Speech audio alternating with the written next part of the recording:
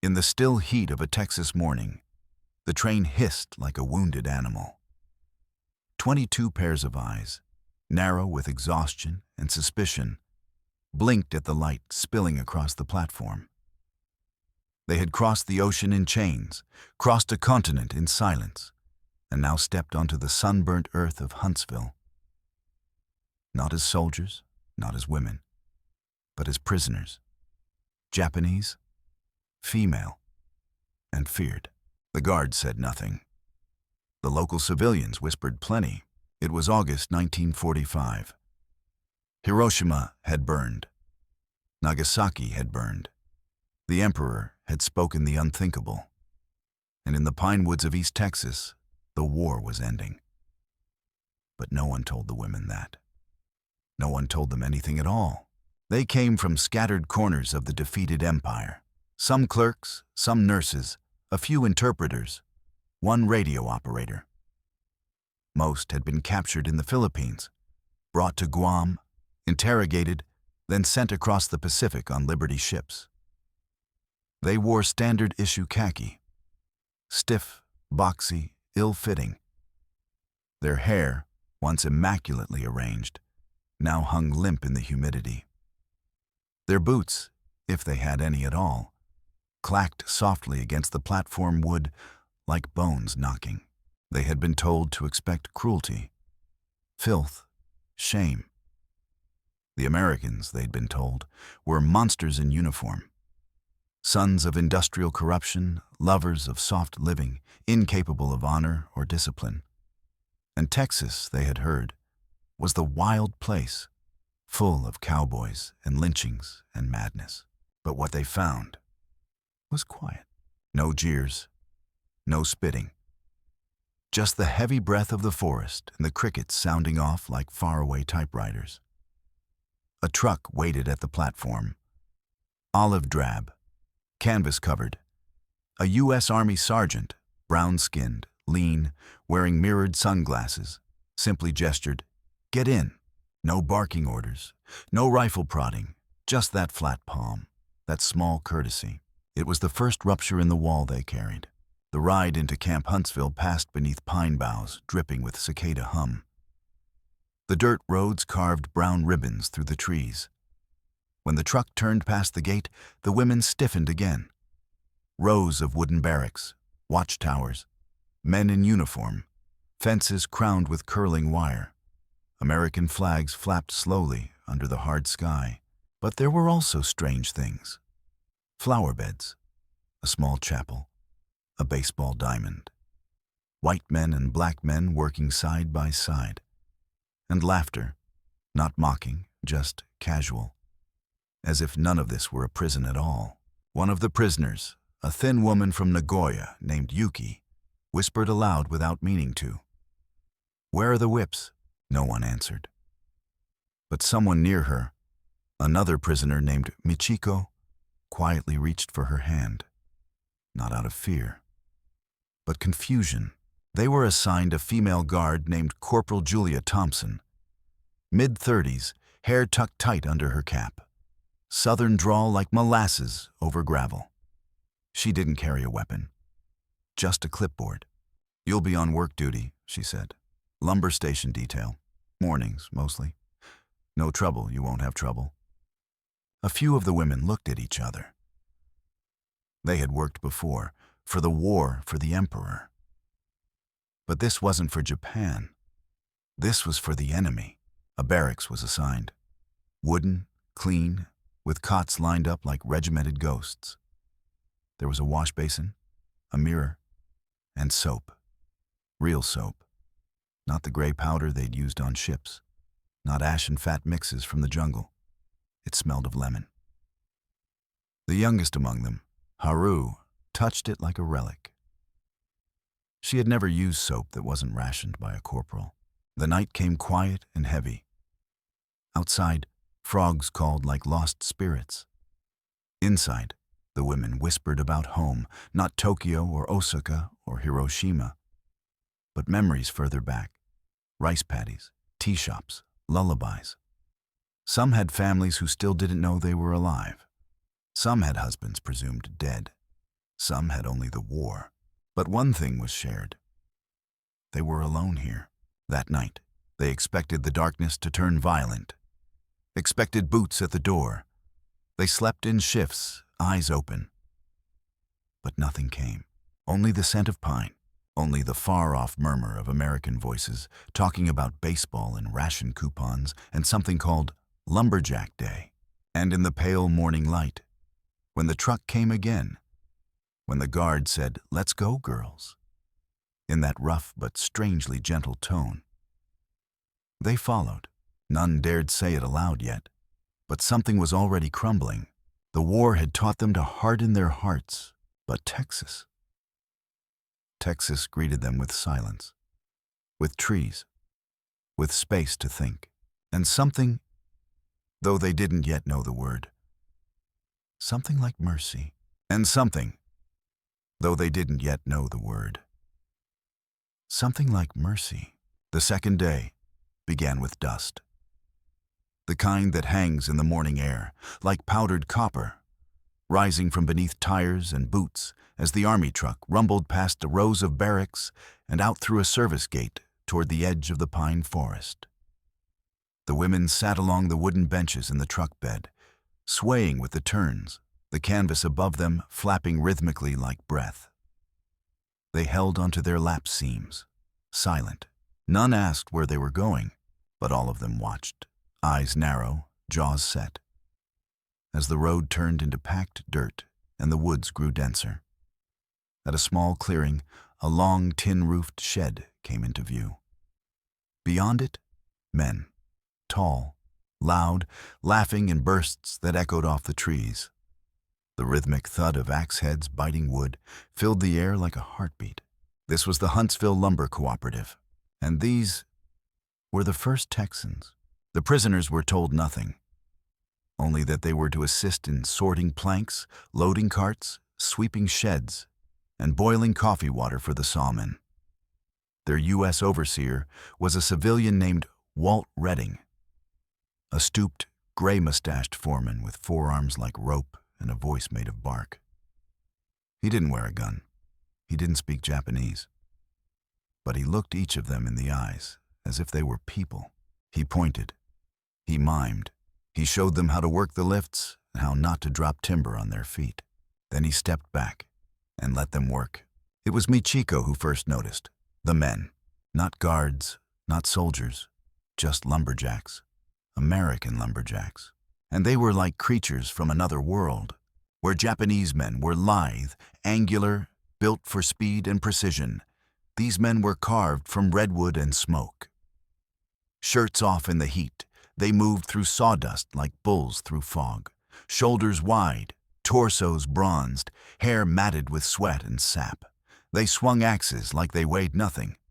One man, grinning, split a stump with a single blow and turned to wink at Haru, who turned crimson and looked away, ashamed. These were not the soft, corrupt men they had been taught about. These men were sunburnt, sure-footed, powerful, and, perhaps most shocking, they were gentle. No catcalls, no whistles. Some looked, yes, but the looks were not cruel, just curious. Yuki caught one of them watching her stack pine boards with steady hands. He didn't leer. He simply nodded, as if to say, "You work hard." That nod broke something in her chest. She didn't even know his name. The women were given breaks. Water in tin cups, coffee in blackened kettles. One morning, as the heat pressed down and the cicadas screamed louder than ever, Walt handed Michiko a small bar of chocolate, halved. "Here," he said, tapping his fingers to his lips.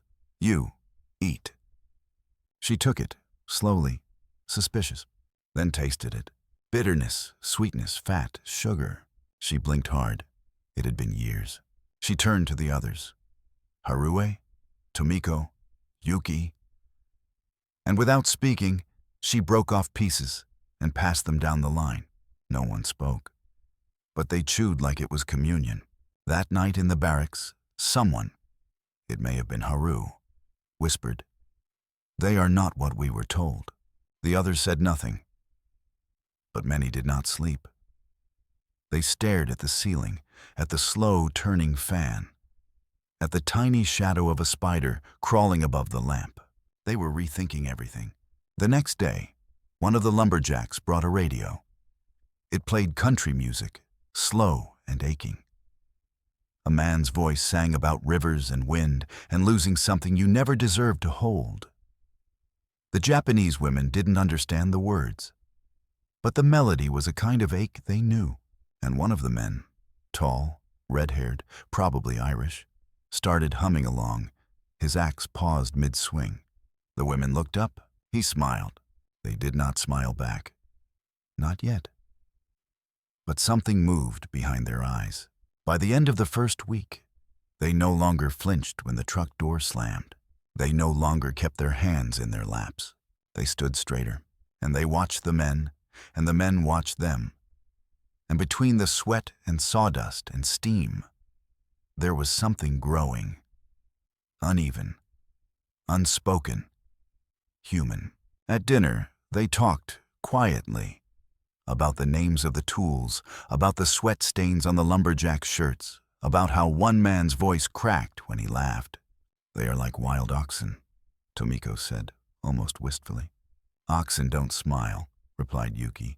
And someone, maybe Michiko, said it in a voice so soft they nearly missed it. "I want to marry a lumberjack." The others gasped, scandalized. Then, laughter, real laughter, unforced, not cruel. It filled the barracks like wind through dry grass. No one reported it, and no one forgot it, because in that moment, the idea of enemy cracked open, and inside was only the human. The third week brought the first rain.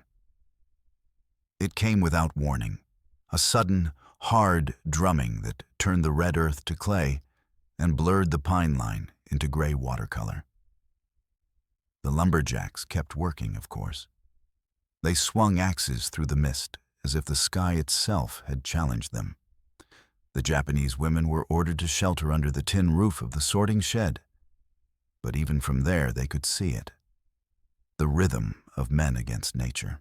Water poured down their faces, slicking their arms and backs. Each movement of the axe was a ritual, each breath heavy as thunder.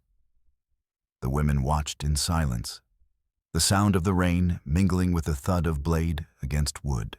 Haru whispered, "They don't stop." No one answered. The thought was heresy.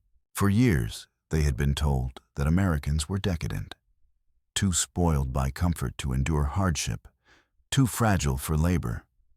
Yet here they were, bare-chested in the storm, turning trees into towers of split pine, singing over the roar of the weather.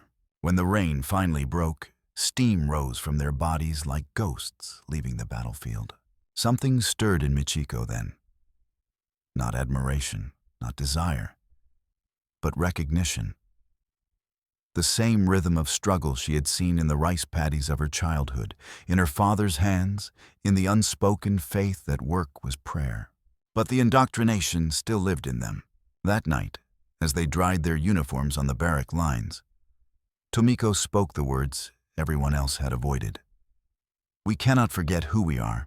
Her tone was sharp, like a knife scraping bone. "Do you think these men would look at you the same if you weren't prisoners?" The silence that followed was deep. Only the squeak of water dripping from the ceiling punctuated it. Yuki looked up from her cot. "Then what are we now, if not prisoners?" Tomiko turned away. "Ghosts," she said. "But even ghosts can feel warmth." The next morning, the lumber foreman Walt called for volunteers. The saw had jammed in the mill pit, and they needed hands small enough to reach inside the gears. Without hesitation, Michiko stepped forward. Walt looked surprised. "You sure, miss?" She nodded once, firm. It took an hour. Grease, grit, her thin arms reaching into the machine's metal heart. But when the gears finally turned, the entire shed erupted with cheers. Walt clapped her on the shoulder. "Good job, darlin'. You just saved us a day's work." The word darlin' struck her like sunlight through clouds. That night, she washed her hands 3 times, as if trying to scrub away the warmth it left. But she smiled. Only a little. Only to herself. Days turned into a pattern. Morning. The truck ride, the laughter of the men, the smell of resin and smoke. Afternoon. Hauling planks, mending rope, sweeping sawdust. Evening. The long walk back, pine shadows stretching like old memories. The women began to pick up English words. Water. Careful. Good. One of the lumberjacks, the red-haired one who'd winked at Haru, started teaching them small phrases, scratching letters into the dirt with a stick. They laughed at his accent. He laughed at theirs. Language, once a wall, became a bridge made of gestures and smiles. And through it all, the myth unraveled. Then came the letter. Corporal Julia Thompson entered the women's barracks one evening, cap in hand, face solemn. "The war's over," she said quietly. "Your emperor surrendered." No one breathed. It was as if the world stopped spinning. The youngest, Haru, dropped the comb she was holding.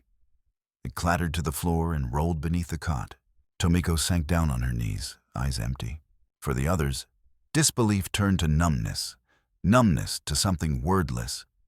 Not grief, not anger, but a hollow collapse of meaning.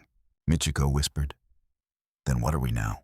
Corporal Thompson hesitated, then said softly, "Alive." The next morning at the lumber yard, the mood was strange. The Americans knew the news too. VJ Day had reached Texas. Some men cheered, some prayed. Some just stood still, staring at the sky, as if waiting for the ghosts of the war to pass overhead. Walt gathered the women and said, "You don't have to work today. The camp's given you rest." But they refused. Every single one. "Work," Yuki said, her English fractured but firm. "We work." And so they did. Axes rose and fell again. The sound of wood cracking became a requiem. For Hiroshima, for Nagasaki, for all the things lost and unnamed. When the red-haired lumberjack passed Haru a cup of cold water, she bowed deeply. He didn't understand the words she spoke, but he saw the tears in her eyes. He took off his hat, held it over his heart, and nodded. The sun caught his hair, and for a moment, in that small exchange, there was no victory, no defeat, only recognition. That night, the women didn't speak much. The barracks felt too quiet, too fragile. But before lights out, someone began to hum, a soft, trembling melody from home. Others joined in, one by one, until the sound filled the room like incense. Outside, in the distant darkness, a lumberjack paused his night shift, listening. He couldn't understand the tune, but he felt it. He leaned on his axe handle, looked toward the women's quarters, and whispered to himself, "We've never seen women like this." And somewhere inside those barracks, Michiko, half asleep, thought the same. We've never seen men like them. The days after the surrender drifted like smoke, without direction, without wind. For the first time since the emperor's words, the women no longer knew who they were meant to serve. They woke at dawn by habit, folded their blankets by habit, marched to the trucks by habit. But their purpose, once bright and fierce, had gone silent. It was the work that kept them breathing, the rhythm of it, the sound of saws slicing through pine, the smell of sap and sweat. The world here obeyed no emperor, no ideology, only effort, only gravity. At the lumber yard, the men spoke less now. They too seemed humbled by the word peace. The air carried a strange mixture of relief and guilt. Some of the lumberjacks had sons in uniform, some had already buried them. War's shadows stretched even across this quiet Texas forest. One morning, Walt Redding motioned the women over to the edge of the yard. "New task today," he said. "Sorting offcuts for the camp schoolhouse." A schoolhouse. The word stirred something unexpected. Children. Books. Chalkboards. The future. They began stacking small timber squares, brushing away dust, arranging them like puzzle pieces. Haru, barely 20, paused to trace a fingertip along the grain of one board. "For children," she murmured in Japanese. "This wood will become a wall that keeps out rain." Walt didn't understand her words, but he watched the tenderness in her motion. "Good job, sweetheart," he said softly, then tipped his hat. The simplicity of that praise felt heavier than metals. That afternoon, the foreman let them rest early. The men gathered near the canteen, wiping their faces with rags, drinking from tin cups. One of the older lumberjacks, a barrel-chested man named Hank, pulled out a harmonica. The tune he played was slow, something like a lullaby caught between sorrow and joy. The prisoners listened from the shade. Yuki leaned against a post, eyes half closed. She thought of her father humming a similar tune on their veranda before the war. Different melody, same ache. When the song ended, Michiko did something none of them expected. She clapped, once, then twice. The sound echoed like a gunshot. The men turned, startled, then grinned. A few of them clapped back. Harue blushed. Tomiko looked away, pretending disapproval but hiding a smile. That small exchange was the first time the air between them filled with something other than caution.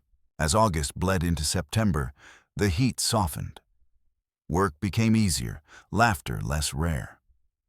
The women began to hum while sweeping. The men started teaching them words: tree, sky, friend.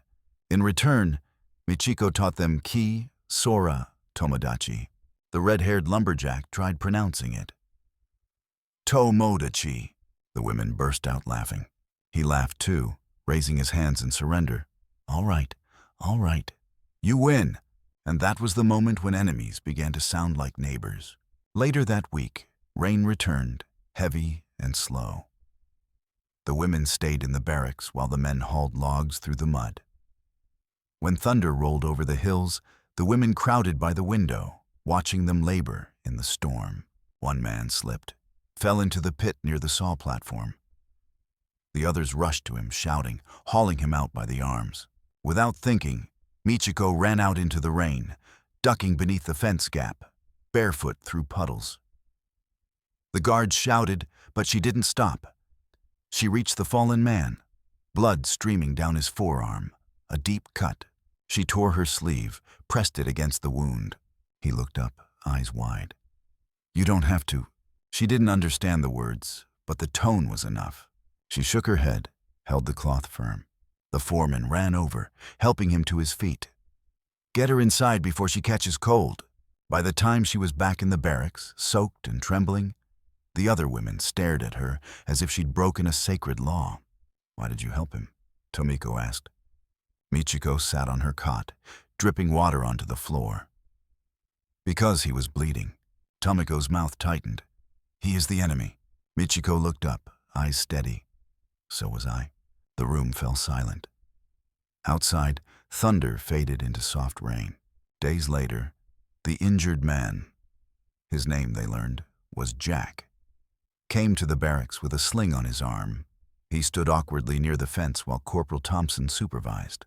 He said something in English, fumbling for words, then held up a small carving, a pine bird, roughly whittled, its wings uneven. "For you," he said, nodding toward Michiko. "Thank you." The guards allowed her to step forward. She took it in both hands, bowed low. Jack smiled. "You, friend." The word sounded strange, fragile, like a leaf in wind. But it carried warmth. Later that night, Michiko placed the small wooden bird beside her pillow.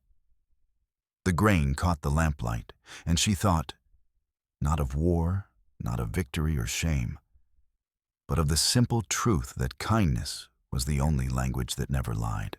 As autumn came, the forest around Huntsville turned golden. The workdays shortened. Rumors spread that the prisoners might soon be sent home. The thought should have brought relief. Instead, it felt like loss. They had arrived believing the world outside the fence was cruel. They would leave knowing that cruelty was not the whole truth.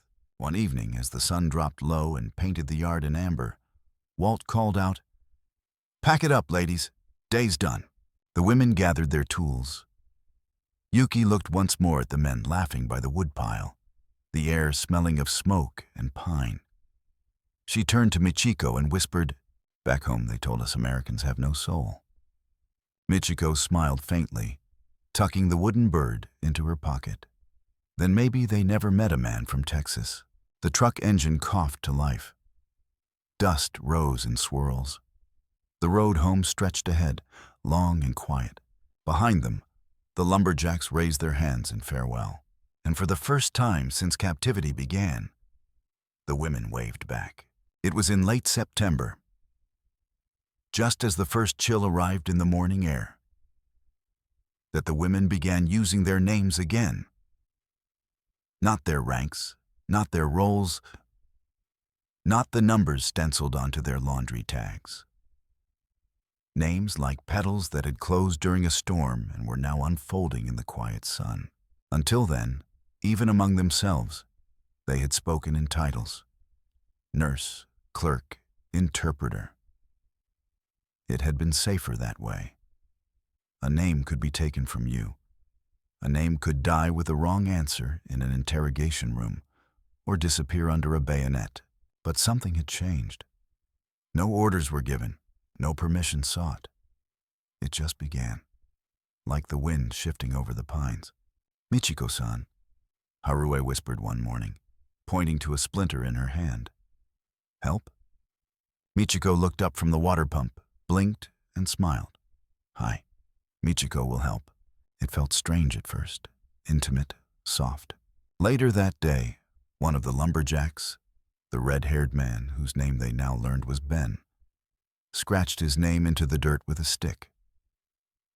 "Ben," he said proudly, tapping each letter. He handed the stick to Haru. She hesitated, then bent down and slowly drew Harue. He repeated it aloud. "Ha! Ru, hey, close enough." She giggled. He laughed. Not at her, with her. From that moment on, the days took on a different hue. Not brighter, not yet, but warmer. The kind of warmth that lingers even after the fire's gone. In the lumber yard, things moved slower. The war effort had ended, so production eased. Fewer logs came in. The saws rested longer. Walt began assigning smaller jobs: sanding, planing, fixing tools. With less pressure, conversations grew. They started with questions, in broken English and clumsy gestures. "You family? Before war, what, work? Why, Texas?" Ben told them he had been a teacher once, before joining the war effort. Walt had run a general store. Jack, the man Michiko had helped, had lost a brother on Saipan. The women listened. Some cried silently when the men spoke of loss. Some nodded, understanding that grief spoke every language. And then the women began to share too. Michiko described the plum trees behind her father's home in Kyoto. Harue spoke of her dream to become a midwife. Yuki, once the most guarded, finally told Ben that she had worked at a radio station in Nagasaki, before the city vanished in light. He did not ask more. He only bowed his head, and she bowed back. Two silences, mourning the same absence. That Sunday, Walt did something unexpected. He invited the women to the edge of the lumber camp for a picnic. Not inside the fence, not in the barracks. A picnic under the trees. The guards hesitated. Command wasn't sure. But Walt spoke firmly. "They've earned it," he said. "It's just food and air, nothing more." So they went, with folded blankets and small crates as tables. Tin cups of coffee, slices of cornbread. Even a jug of peach preserves passed from hand to hand. No one played music. No one toasted victory. There was no flag, no anthem, no speeches, just shared food and shared silence. And in that silence, something profound settled over them all. Not forgiveness, not forgetting, but a kind of peace that required no signatures. Yuki took a spoonful of peaches and held it to her lips. Her eyes fluttered closed. The taste of something sweet, unmeasured, unearned, filled her mouth like memory. When she opened her eyes, Ben was watching her. He did not smile. He only nodded once, solemnly, as if to say, "You are alive. That is enough." The next day, the women returned to work with a new rhythm. They began braiding their hair again. They tucked flowers behind their ears. Not for the men, for themselves. Tomiko, who had always been the most rigid, began teaching the guards origami during rest breaks. She folded paper cranes out of scrap ledger paper and handed them to young MPs who didn't know what to say. One corporal kept his in his shirt pocket for weeks. The men started bringing things too. Not gifts, just small tokens. A harmonica left on a bench. A pocket knife loaned and returned. A photograph of a family, passed around quietly during lunch. These were not grand gestures. They were human ones. And that was enough. One morning, as they waited for the truck, Harue turned to Michiko and said, "Do you think if we had met them before the war, it would be like this?" Michiko didn't answer at first. She watched the fog rise from the field like steam from a teacup. "No," she finally said. "But maybe, if we had met their mothers." Haru looked confused. Michiko continued softly. "Men do not start wars. Boys become men in them. But the ones who teach them love are always women." Haru nodded slowly, understanding. "Like you taught me." They said nothing more. But when the truck arrived, they climbed in not as prisoners, not as enemies, but as something in between, something no nation could name. That evening, under a moon that hung low and warm over Texas, Ben passed Michiko a folded piece of paper. She opened it. A pencil sketch, crude but unmistakable. A bird, just like the one he had carved weeks ago. But this one had wings spread wide. Below it, one word, "Fly." She held it for a long time, then traced her name next to his. Gently, carefully. Two names, side by side in silence. For the first time in years, Michiko imagined a future. Not grand, not political. Just one in which her name could be spoken aloud, softly, kindly, by someone who meant it. October settled over Huntsville with the scent of wood smoke and wet pine. The leaves browned and drifted across the lumber camp like forgotten letters. Change was everywhere. In the air, in the trees, and in the faces of the women who once clung to silence like armor. Now they lingered during their shifts. They spoke without whispering. And more they smiled without shame. But with each passing day, one truth grew harder to ignore. Soon they would be sent home. Home. A word that no longer had sharp edges, but now carried questions. What home remained for them in a country that had surrendered? What kind of life waited in ruins, in cities that now glowed at night, not from lanterns, but from radiation? Could they return as daughters of an empire that no longer existed, after having seen the humanity of the men they'd been told were animals? One afternoon, as Michiko swept the edges of the sorting shed, she paused by a wall where the Lumberjacks had marked their height measurements and initials. She stared at them, inked symbols of existence, proud and simple. She reached into her apron pocket and pulled out a dull pencil stub. Then quietly she wrote, Mieto, not hiding, not in code, just her name. She ran her fingers over it, then stepped back. Walt passed by and paused, reading it. He said nothing, but after a moment, he reached into his shirt and added his own below hers. W. Redding, and beneath that, Ben's appeared. Then Jack's, then Yuki's, then Haru's, names on pine, not as captors and captives, just people who had lifted the same wood. A week later, the order came. The women were to be processed for return to Japan before winter. There was no announcement, no ceremony. Just a single-page memo delivered to Corporal Thompson. She posted it quietly on the bulletin board outside the administration hut. By morning, every woman had read it. Not all spoke of it, but every glance was heavier, every gesture more deliberate, as if clinging to the last days of something sacred. That evening, as the sun bled orange through the treetops, Tomiko found Michiko sitting on the barrack steps. "You are quiet." "I am listening," Michiko replied. "To what?" "The birds." She looked up. "They do not worry about leaving." Tomiko nodded. "But they always come back." "No," Michiko said. "Not always. Some find new trees." 2 days later, the Lumberjacks hosted something no one expected. A farewell meal. It wasn't official. No flag, no brass band, no photographers. Just a cook fire, a few borrowed chairs, and crates flipped over for tables. Walt brought out a pot of stew. The men brewed coffee strong enough to strip paint. Someone passed around biscuits still warm from a civilian kitchen. The guards didn't interfere. They just watched from a distance, arms folded, respectful. Ben sat beside Haru and handed her a slice of peach cobbler wrapped in wax paper. She took it slowly. "For me?" He nodded. "Yes, for Haru." She blinked fast. Yuki, who once refused to even look an American in the eye, asked Jack what his hometown was like.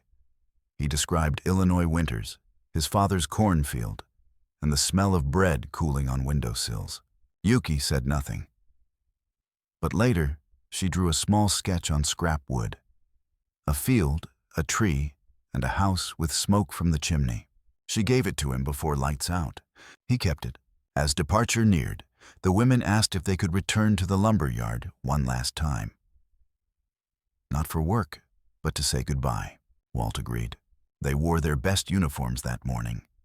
Pressed, clean, with hair braided neatly. Michiko carried the carved bird Ben had given her. Haruo wore a small paper flower folded by one of the guards. Tomiko had nothing in her hands, but her eyes carried more than her arms ever could. When they arrived, the men were waiting. Ben stepped forward, hat in hand. He looked nervous. More nervous than he'd ever looked swinging an axe or hauling lumber. "I have a question," he said haltingly. Everyone paused. He turned to Michiko, his voice low. "When you go home, will you remember?" She didn't answer at first. Then she reached out and took his hand. Not as prisoner to guard, not as woman to man, but as one soul to another. "I will remember this place when I forget my own name," she said softly. "Because here, I learned it again." Ben's lips parted, but he said nothing. What else was there to say? They stood that way for a long moment, not moving, not pretending this was ordinary. Then someone, it was Jack maybe, began singing low. The Shenandoah, the old American folk song, worn and longing. "Long to see you." One by one, the other men joined in. Rough voices, unpracticed but honest. The women didn't know the words, but they understood the song. It was about rivers, about leaving, about carrying something in your heart that you cannot take in your hands. When it ended, no one clapped, no one spoke. The wind moved through the pine trees. A single leaf drifted to the ground between them, turning, before landing on soil neither foreign nor familiar. Just earth. Then Michiko, her voice steady, whispered in Japanese, "We did not lose the war here. We lost hatred." No one translated, but somehow they all understood. The news of departure spread quietly through the barracks, like the hush before a storm. Official papers had arrived, printed in English, read aloud by Corporal Thompson in soft tones that tried not to betray emotion. The 22 Japanese women, now formally classified as repatriated civilian internees, would board a military train in 2 weeks' time. Their final destination, the ruined ports of Yokohama. There was no ceremony, no special mention, Just an expiration date stamped onto their time in Texas. But something shifted. Not panic, not grief. Something more tender. Like the final night of summer, when the heat still lingers, but the wind smells faintly of endings. That evening, Michiko sat alone under the mess hall eave, watching dusk swallow the treetops. She held a pencil in her hand, tapping it rhythmically against a blank page. A letter, to whom she wasn't sure.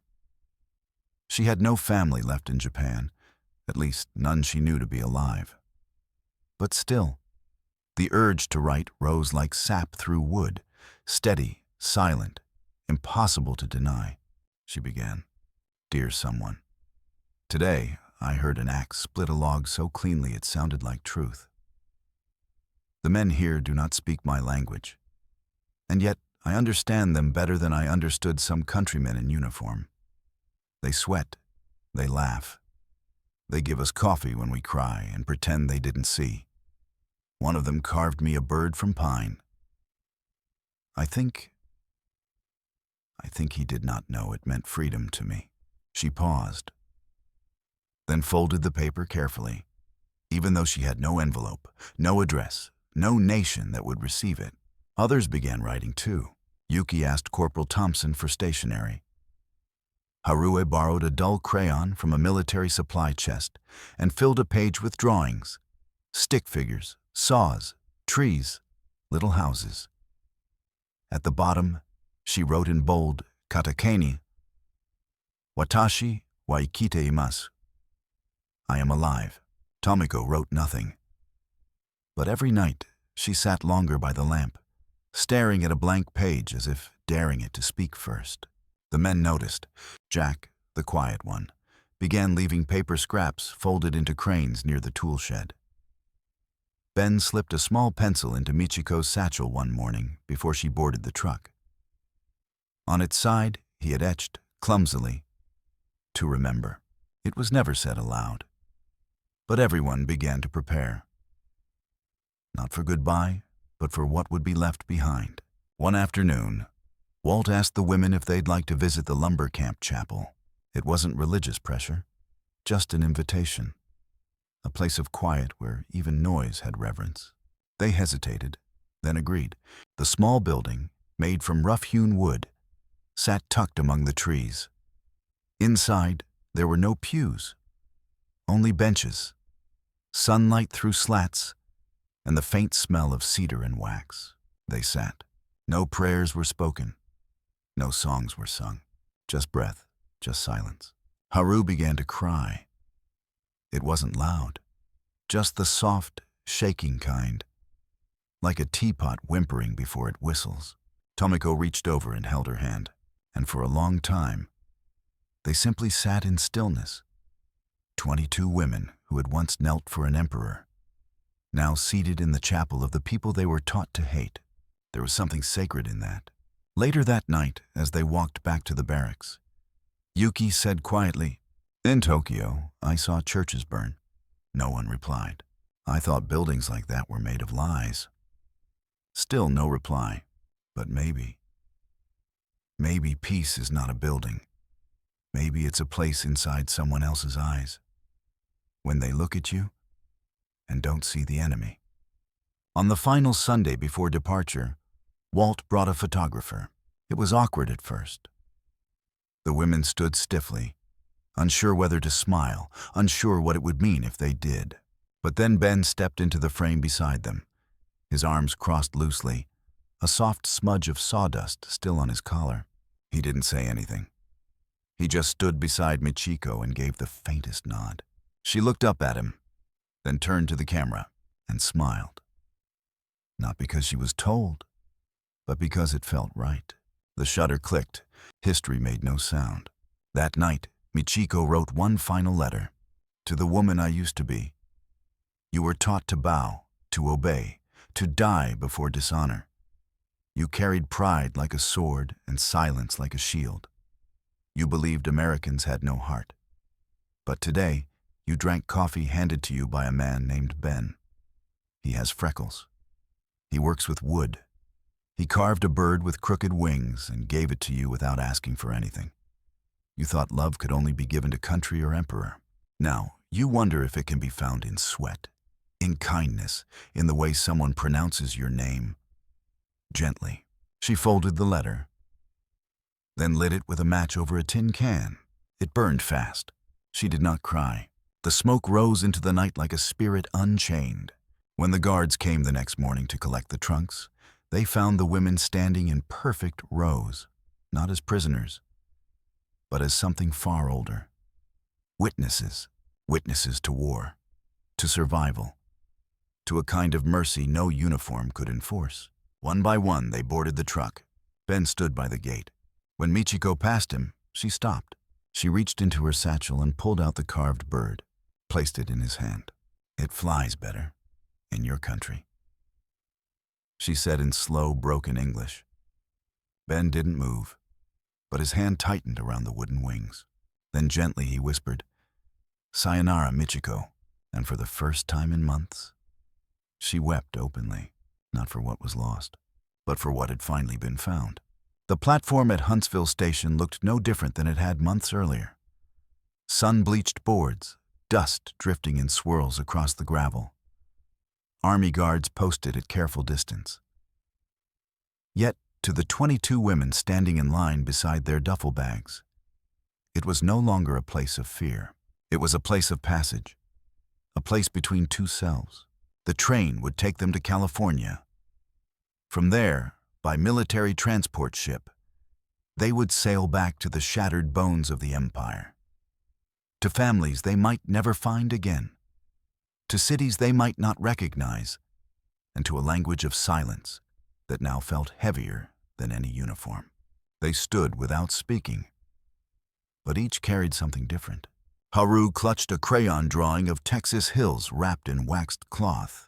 Tomiko wore the folded crane that a young MP had handed her that morning, tucked into the fold of her blouse. Yuki kept her hands in her pockets, fingers curled around a scrap of wood shaped like a house. And Michiko carried nothing, except the memory of a voice that had said her name like it was something beautiful. Ben stood behind the line of guards, hat in hand. He didn't speak, he didn't call out. He just stood tall, boots planted firm in the red clay. When the whistle blew, a flock of birds startled from the trees. The women stepped forward, one by one. A few turned back, just slightly. Eyes searching the tree line, the yard, the sawmill smoke that still curled faintly in the distance. Yuki looked once at Jack. He raised a hand, barely. She nodded. Nothing more. When Michiko stepped onto the rail car, she turned at the top of the steps. Ben hadn't moved. But when her eyes found his, he did one small thing. He touched the breast pocket of his shirt, where the carved bird now rested. She bowed, once deeply, a gesture full of grief and gratitude, of distance and something unspoken that would never die. And then she turned away. The train doors closed. Inside, the wooden benches were hard, the windows streaked with dust. But the silence wasn't cold. It was reverent. No one cried, not loudly, but shoulders shivered, hands tightened. Voices tried to hum songs that broke halfway through. The landscape began to move outside. Slow trees, distant roads, barbed wire fading into brush. They passed fields where men worked tractors, small churches, water towers painted with towns' names. America, not as enemy, but as people. Somewhere near the third crossing, a conductor brought in boxed lunches, white bread sandwiches, apples, and a thermos of coffee. When he handed a box to Haru, he paused. "You girls work the yard?" Haru didn't understand, just blinked. He smiled softly. "Good work," then moved on. Haru stared at the sandwich for a long time, then took a bite. She whispered to no one, "It tastes like sawdust and something sweet." As the sun lowered, the train rocked gently, its steel wheels carving memory into every mile. Tomiko finally broke the silence. "What if, when we return," she said, "no one believes us?" Michiko looked out the window. "They won't? Then what was all of it for?" Michiko was quiet, then said, To remind us we are not the enemy we were trained to be. Tomiko let the words fall. She stared at her hands. I don't know if I belong to my country anymore, she whispered. Yuki, across from her, said simply, then belong to yourself. The train rolled through the last Texas towns, where strangers stood and waved, not knowing who was inside or what this journey meant. Children ran along the fence line, laughing. An old man tipped his cap. None of them saw prisoners, just passengers. And in that misrecognition, there was something holy. Later that night, beneath a flickering ceiling lamp, Michiko took out the final blank page from her satchel. She didn't write a letter. She didn't write a confession. She just drew. Not a bird, not a tree. A hand, calloused, gentle, open. Next to it, a second hand, hers, not touching, but close, enough to remember, enough to miss. When she fell asleep, the train was still moving, somewhere west of the Sabine River. In her dreams, she was walking through the pine forest again. But this time, alone. No guards, no barbed wire, just the hush of needles underfoot and the smell of sap in the air. Then a sound, the slow rhythm of an axe. She followed it, and there, among the trees, stood Ben. But he wasn't chopping, he was carving. And when she approached, he looked up, smiled faintly, and handed her a small block of unfinished wood. You'll make the rest, he said. She woke with tears on her cheeks and her fists curled into her blanket, not from sorrow, but because the dream had felt real. When the train reached El Paso, the sky was dark violet, and the desert stars glittered like memories not yet spoken. One by one, the women stepped off for fresh air, boots crunching against gravel. A young American sergeant lit a lantern and offered them water. He looked no older than 19. Michiko took the tin cup, drank deeply, and looked at him. He smiled. She smiled back. Another hand, another moment, another small piece. Behind them, the train engine hissed like a breath held too long. Ahead of them waited the ocean. And beyond that, ash, rubble, silence, and perhaps something waiting to grow again.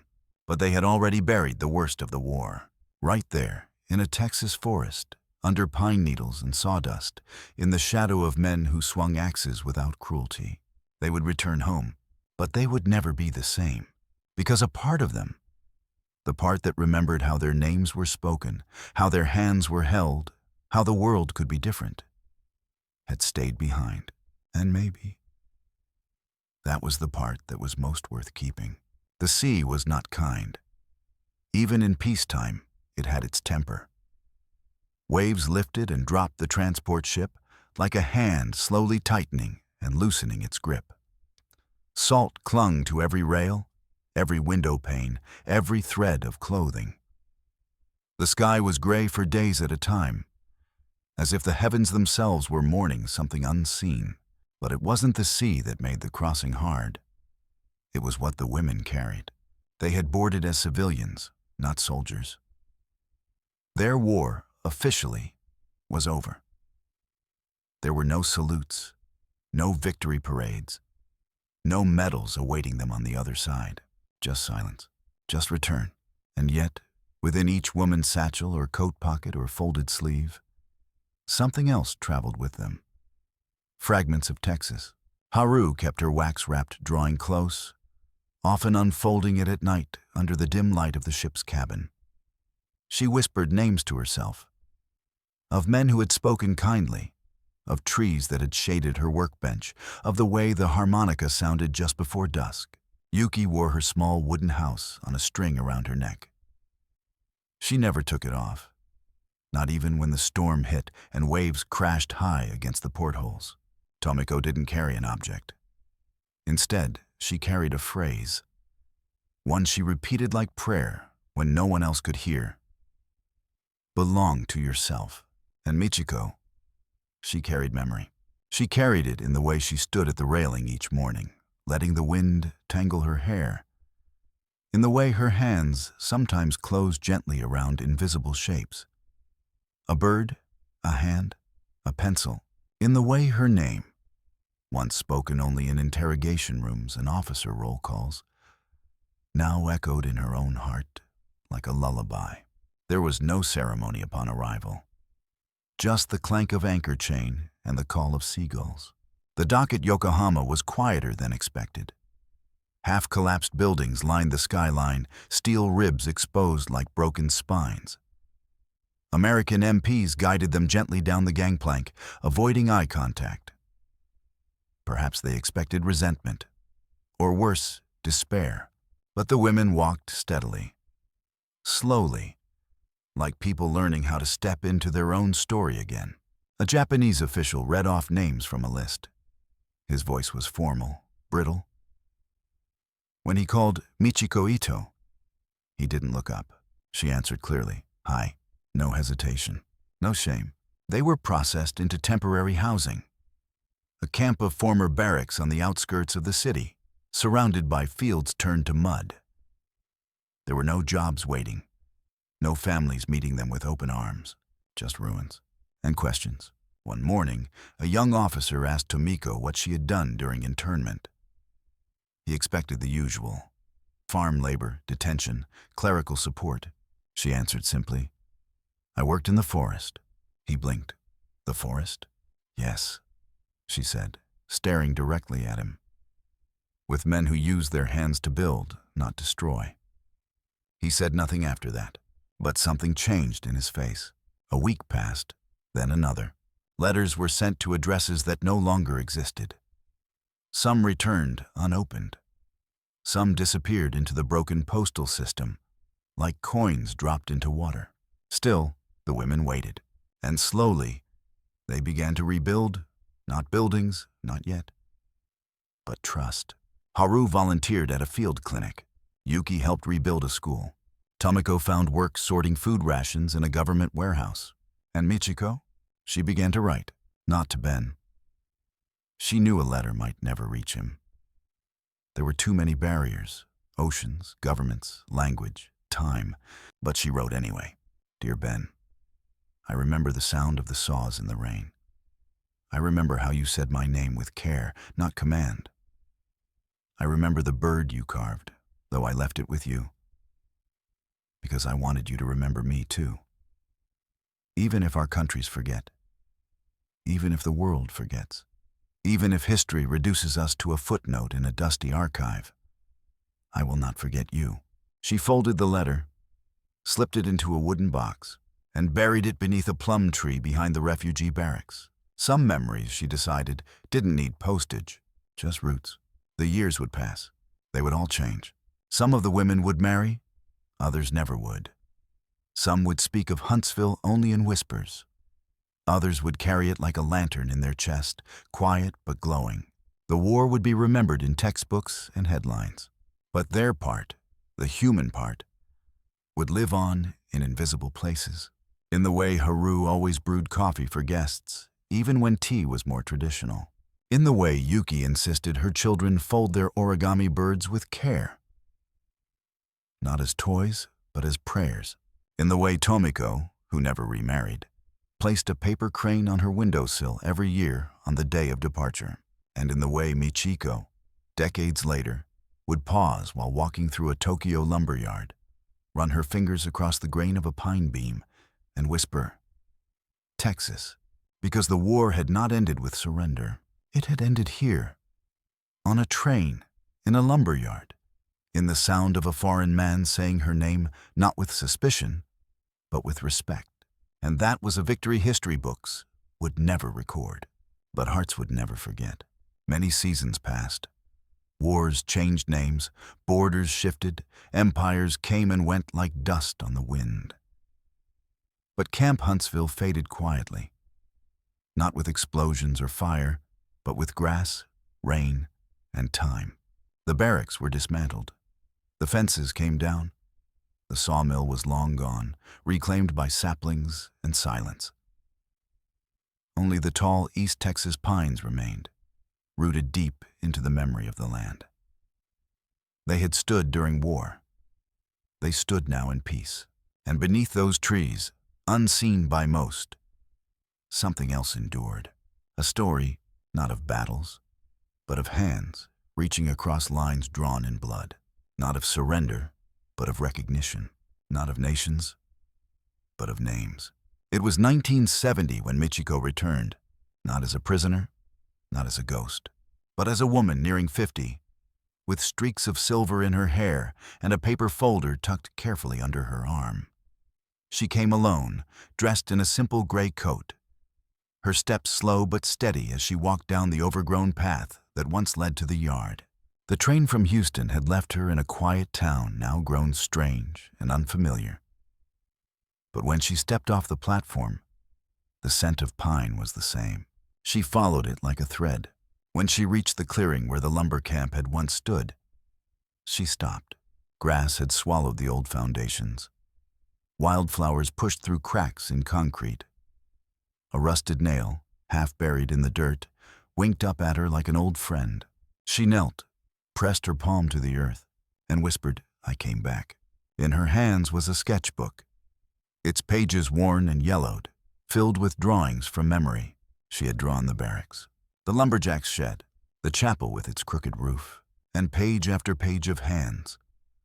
Folding, carving, lifting timber, passing bread, holding nothing and everything. She sat on a stump and flipped slowly through them, as if searching for a voice inside. And when she reached the last page, the one she had left blank for decades, she took out a pencil and began to draw a bird, but not the one Ben had carved for her. This one had no cage, wings stretched wide, caught in mid-flight, not flying away, not toward war, just flying. That evening, as the sun folded itself into the horizon, Michiko walked to the edge of the field where the pine trees met the sky. She placed the sketchbook in the hollow of an old stump, the same one, perhaps, where Jack had once rested during lunch breaks. Then she sat beside it and watched the shadows stretch. She spoke aloud, not for the trees, but for those who might one day listen. There are wars we survive with bullets and rations, and there are others we survive with kindness. Texas gave me no flag, no certificate, no medal, but it gave me a name again. It gave me a moment when someone looked at me and saw not an enemy, not a prisoner, just a person. And that is the freedom I carry. Some say memory is a burden, but for Michiko, it was a seed, and she had watered it every year with silence, letters never sent, and prayers folded into the shape of cranes. Now, as the wind rustled the branches, she stood slowly, brushed the pine needles from her coat, and turned toward the path. She would return to Japan the next day, but a part of her would remain here, not buried, not hidden, planted.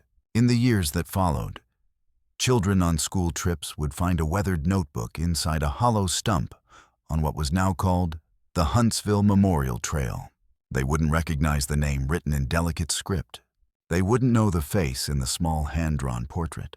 But they'd pause at the bird on the final page, its wings wide, its beak open mid-song, and wonder why it made them feel something they couldn't name.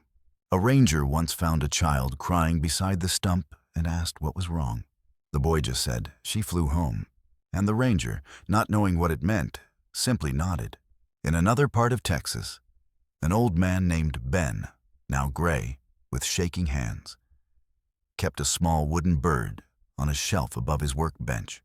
He never told his children where it came from, but every year, on the same day in October, he would sit on the porch, sip strong black coffee, and stare east, toward the forest line.